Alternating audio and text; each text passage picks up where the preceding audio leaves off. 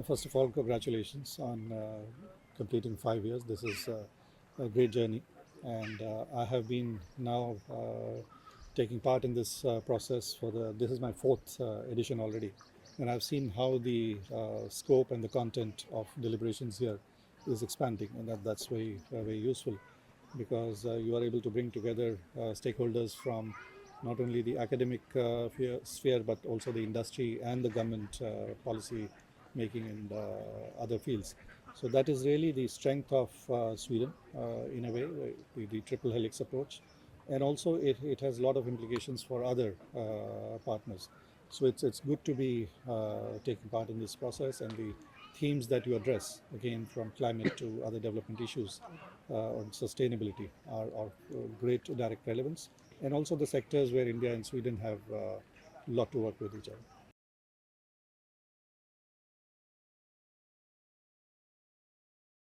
Regarding the climate collaboration, there is a long-standing, ongoing collaboration between India and Sweden on these issues. Um, we can categorize them into various fields, from renewable energy to efficiency of energy to decarbonization to energy storage and various broad sectors. There are also various forms of collaboration which are going on, ranging from joint research projects which are co-funded by various agencies in India and Sweden, to industry partners having developing collaboration with their partners from each other countries. There are also a lot of Indian engineers and professionals who are working for companies here.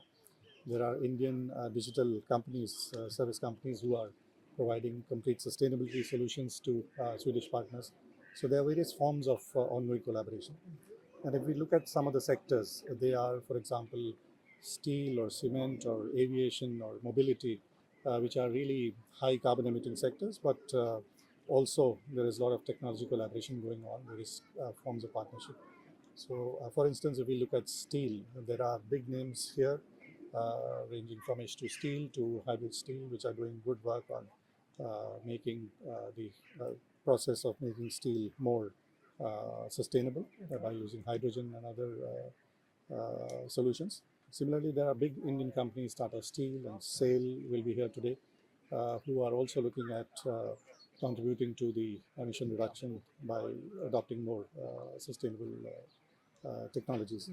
Then there is, for example, in cement, there are companies in Sweden who are working with Indian partners to either elect, for the electrification of this cement manufacturing, or using industrial waste for in place of limestone.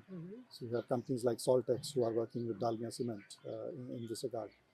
There is also a lot of action going on in mobility, where companies like Volvo have a lot of research and co-development going on in India. I recently visited Heart Aerospace, which is looking to electrify the aviation sector. There are also other companies in Sweden who are pioneering electrification of, for example, ferries and shipping. So there is a lot of collaboration going on. There is also water and waste management, where companies like Spoudi and IVL, which is a think tank here and a consulting agency, they are working with Indian partners. There is also energy field smart grids, where again companies like both sides are working with each other, from Kalpataru to some of the Swedish partners. So there is extensive collaboration going on in this field.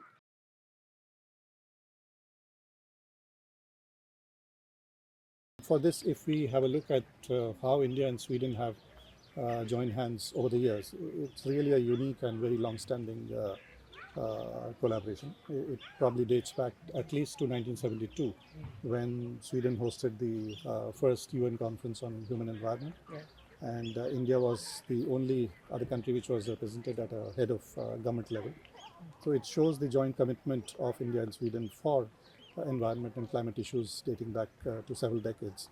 That conference also led to the creation of UN Environment Program, which again looked at issues of equity and a just and fair solution to the climate issues.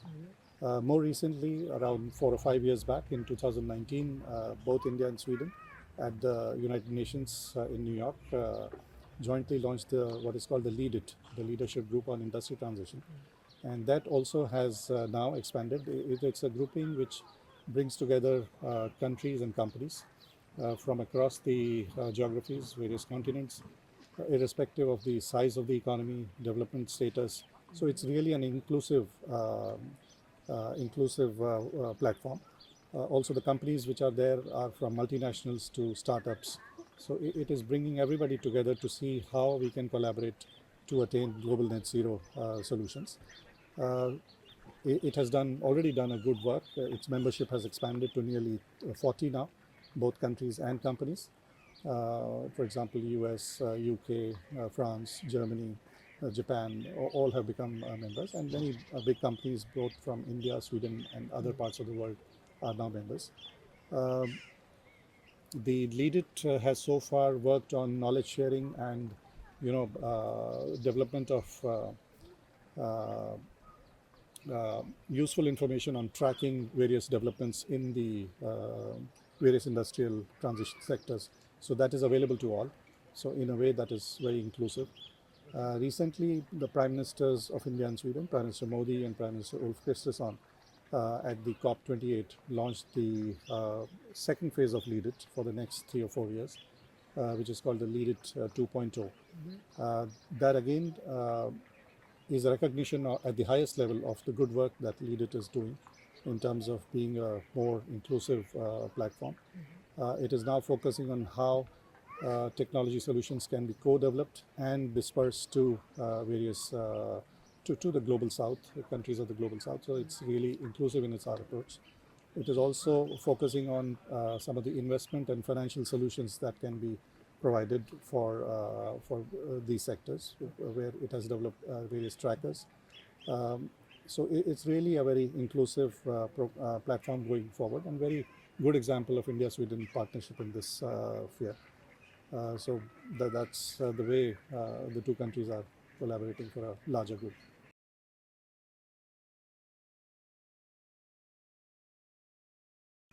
I think the fundamental premise behind this is that it's an interconnected world these days. So our collective prosperity depends on each other. Our economies, our security, our development cannot be considered in isolation.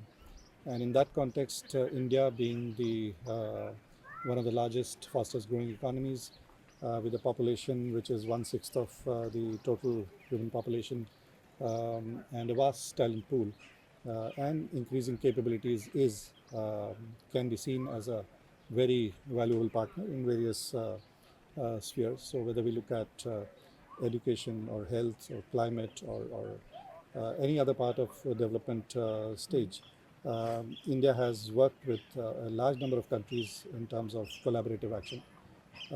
You may recall recently, last year, India held the presidency of the G20, and at the Delhi summit, African Union was admitted as a member. So India had worked hard to build a consensus around this. That shows how India wants a more consensus-based, broad-based approach.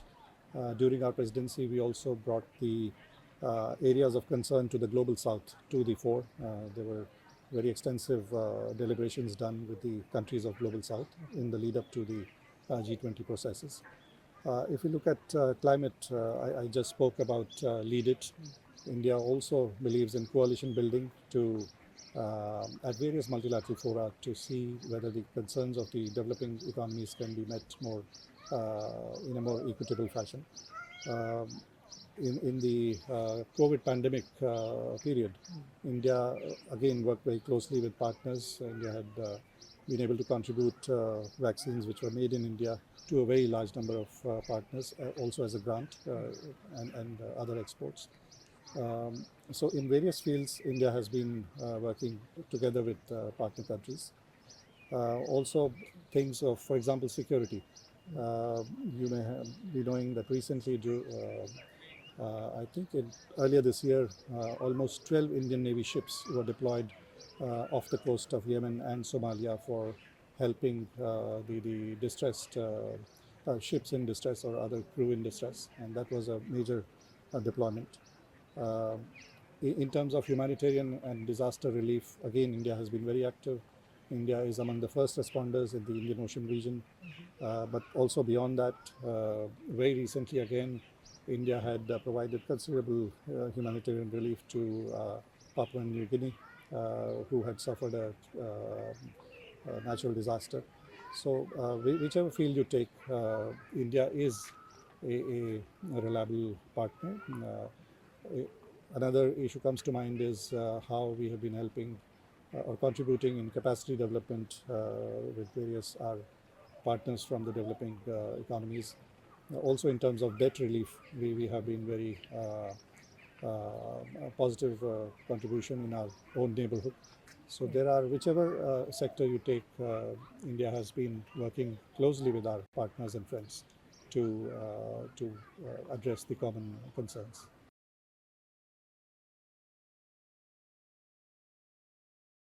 So if you look at India today, there are various ways of approaching this. India, of course, is now representing 1/6 of the total human population, so it's one of the biggest countries. It is the fifth largest economy already. It has been growing very fast. In fact, the fastest growing large economies in the world. It is a democracy, the largest democracy in the world. So whichever way you take, it's a partner country for any collaborative action because of the interconnectedness of our own collective, peace and prosperity. If we look at India today, it is also representing innovation, land of opportunities.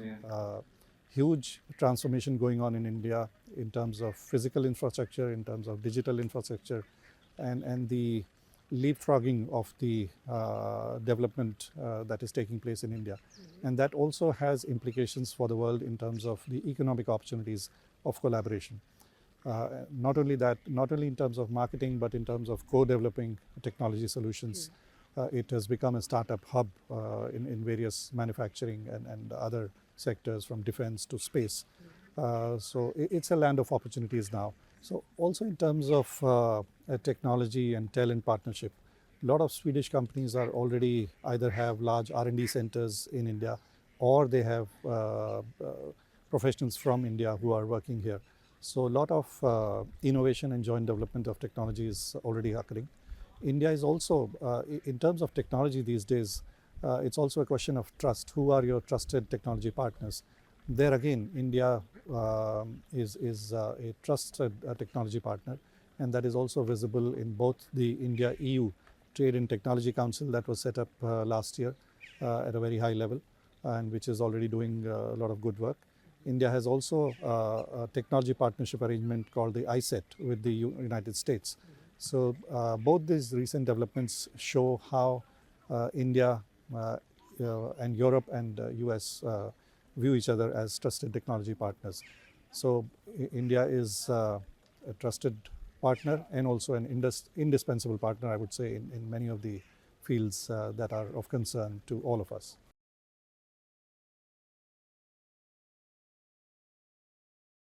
Again, India and Sweden partnership is really intensifying rapidly.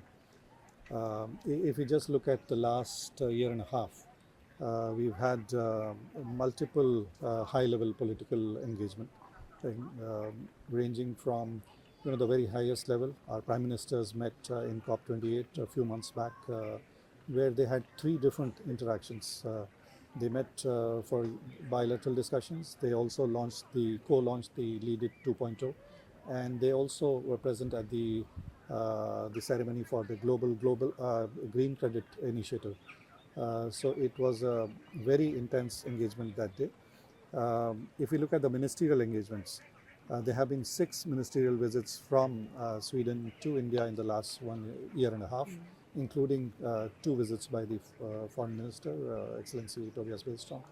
Our External Affairs Minister was here last year.